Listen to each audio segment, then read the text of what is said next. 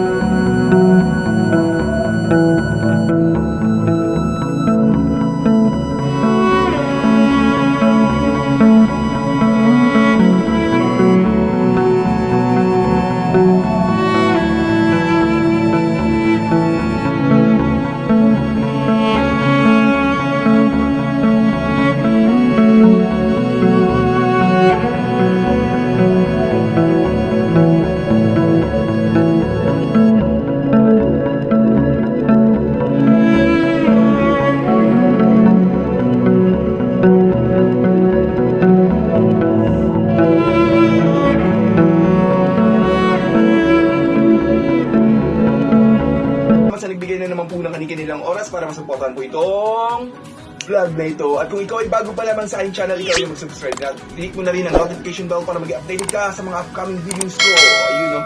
So mga kabsat, gusto ko pong kunin ang opportunity na ito na i-challenge din ang aking mga kaibigan din sa mundo ng YT World. Kois M, Piche Asiron, Madam Crizzy, Ian Tayo and Kenzie Bay Official, ang mga host ng YouTubies 2.0. Ayun, umanda kayo. Gawin nyo rin po sana ang challenge ni Kois K. And of course, mega love shoutout sa aking nag-isang nanay dito sa mundo ng YT World.